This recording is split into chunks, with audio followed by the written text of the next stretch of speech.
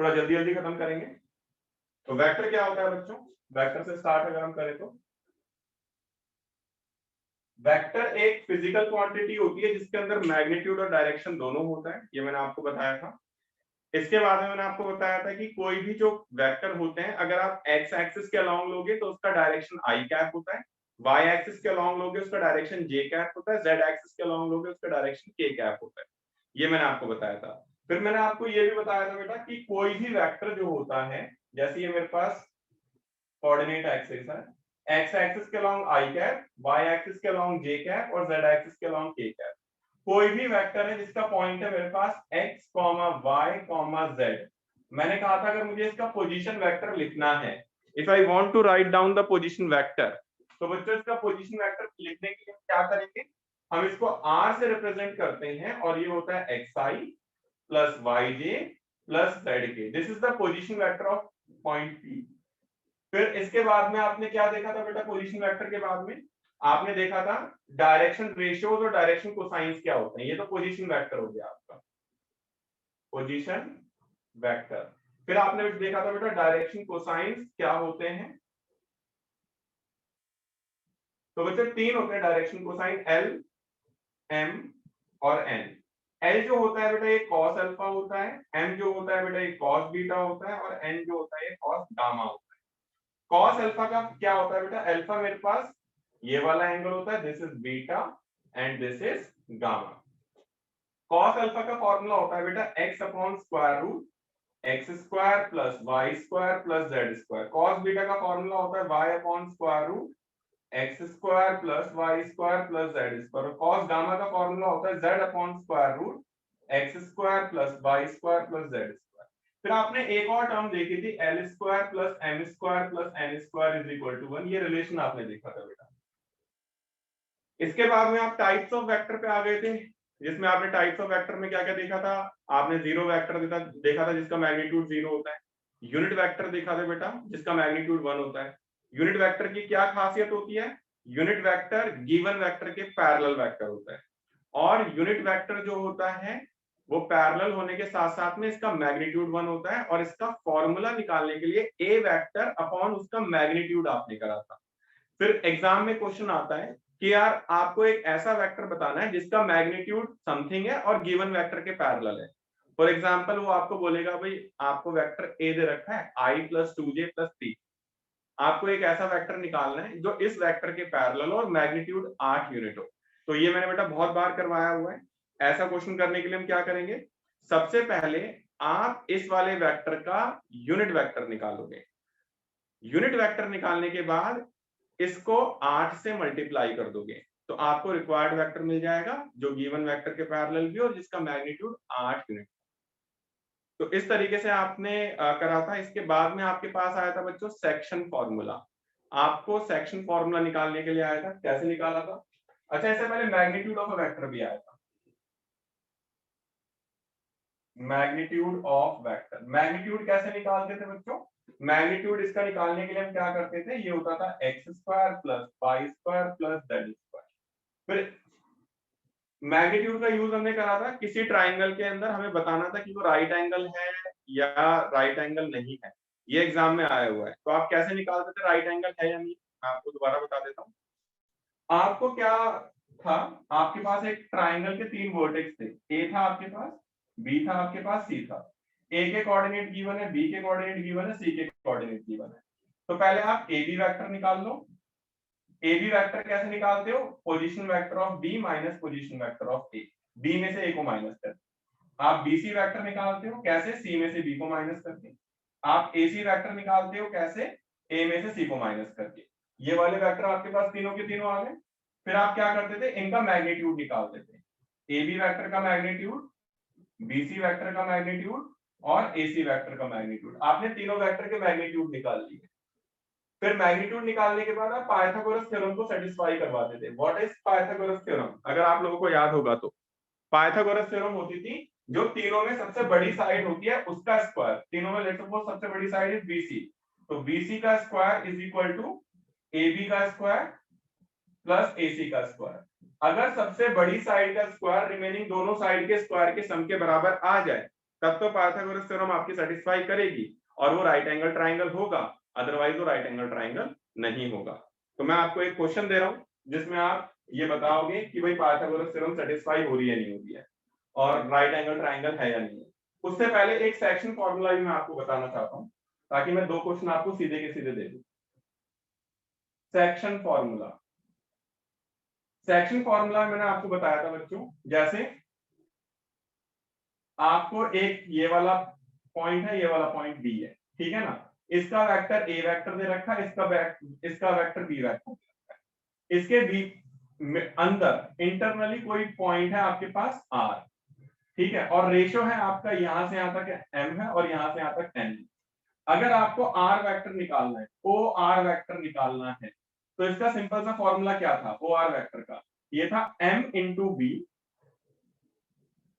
फिर plus n into A upon m plus n। This is for internally, ये internally वाले case में था जी। अगर सेम चीज आपका एक्सटर्नली हो जाता है तो बस बीच में माइनस आ जाएगा, O R vector will be m b minus n a upon m minus n. तो बच्चों इस पे बेस्ड एग्जाम में क्वेश्चन आ सकता है तुम्हारा। अगेन मैं बार बार ये सेम चीज रिपीट कर रहा हूँ कि पेपर तुम्हारा आसान बनेगा तो इस पे बेस्ड क्वेश्चन आ सकता है। एनसीईआरटी खोलेंगे, 2 क्वेश्चन मैं आपको दे रहा हूँ करने के लिए, जल्दी से करके ग्रुप में भेजेंगे and then I will see कि आप लोगों का कितना अच्छा रिस्पॉन्स है। और आई वांट यार सारे के सारे बच्चे जरूर रिस्पॉन्स करा करें, ठीक है। मुझे लगता है मैं किनको ही पढ़ा रहा हूँ, मैं आत्माओं को उसको नहीं पढ़ा रहा, कोई रिस्पॉन्स ही नहीं करता तुम में से, काफी कम बच्चे रिस्पॉन्स करते हैं। और अगर अभी रिस्पॉन्स नहीं आया तो मैं उनको कॉल करूंगा इंडिविजुअली, जिनका रिस्पॉन्स नहीं आया आई विल कॉल देम।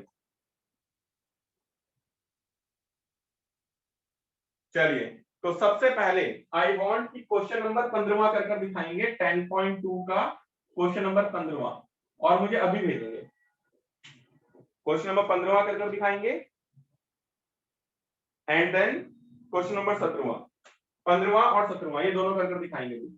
दोनों क्वेश्चन जल्दी से करके भेजेंगे विद प्रेजेंटेशन, जैसे तुम्हारी एग्जाम में प्रेजेंटेशन होती है वैसे भी आप करके भेजेंगे। और जिसका हो जाए वो चैट टू एवरीवन में डाल देगा कि सर सेंड, जिसका हो जाए वो सेंड कर देगा भाई जल्दी से, और जिसको नहीं होगा वो भी मुझे बताएगा कि सर नहीं हुआ है,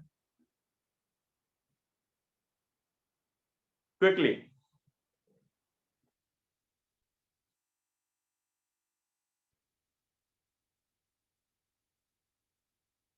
मुझे 2 वेक्टर के बीच में अगर मुझे एंगल निकालना है तो पहला वेक्टर लेट सपोज ए है, दूसरा वेक्टर लेट सपोज बी है, तो मुझे ए और बी के बीच में एंगल निकालने का फॉर्मूला यूज करना है, A vector dot B vector is equal to magnitude of A magnitude of B cos theta. तो यहां से कॉस थीटा सिंपली आ जाएगा आपके पास vector A dot vector B upon magnitude of vector A magnitude of vector B. इस तरीके से आप कर लोगे।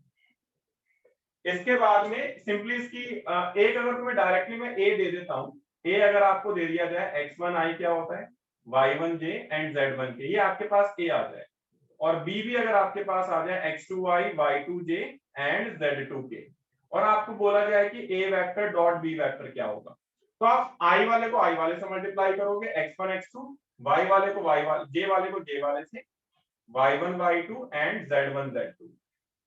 इसकी फिर ये हमारा डॉट प्रोडक्ट हो जाता है। इसकी प्रॉपर्टीज है हमारे पास, पहला तो है हमारे पास projection of A on B, projection of A on B, तो ये होता है A vector dot B cap, B cap is B, ये होता है A vector dot B vector upon B का मैग्नीट्यूड। सेकंड होता है if A vector is perpendicular to B then A vector dot B vector 0 होता है। Third, if A is parallel to B then A vector is lambda times of B vector होता है।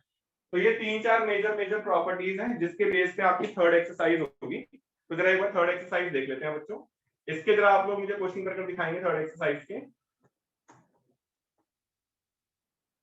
Parallel या collinear बात एक ही होती है, ज्यादा कुछ नहीं। क्वेश्चन नंबर 13 कर दिखा दो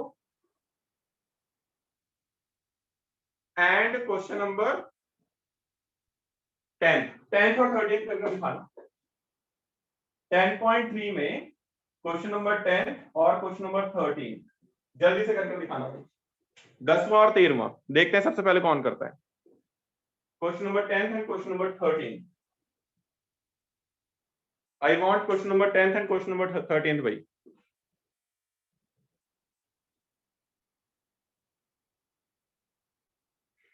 question number 10 and question number 13 बच्चों।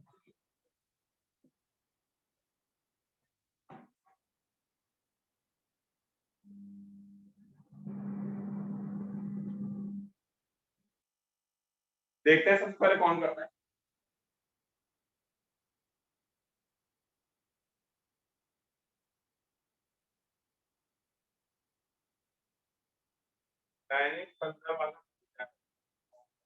सौम्या बेटा, आप सौम्या जैन हो या सौम्या नवानी हो? पूरे नाम से लॉगिन करा करो, क्योंकि 2 दिन सेम नाम से होते हैं तो कंफ्यूजन होती है। सौम्या जैन या सौम्या नवानी?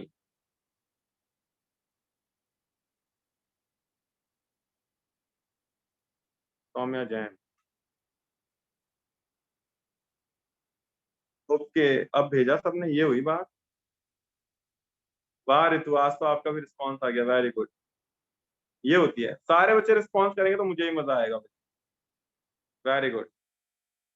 हाँ ठीक है, सबका ठीक हो गया। यानी वेक्टर आता है सबको, जस्ट एक छोटी सी रिवीजन मांग रहा था, वो हो गया तुम्हारा।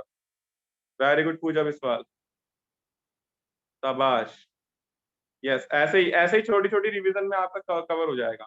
बट इसका नहीं आया अभी तक। देवांशी, देवांशी बेटा, कोई मुहूर्त तो नहीं निकलेगा? देवांशी, बाकी सब रिस्पॉन्स कर रहे हैं, only you are not responding.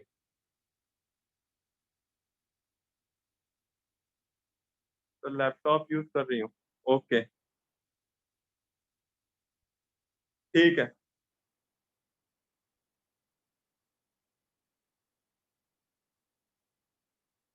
जल्दी से 10वां और 13वां क्विकली।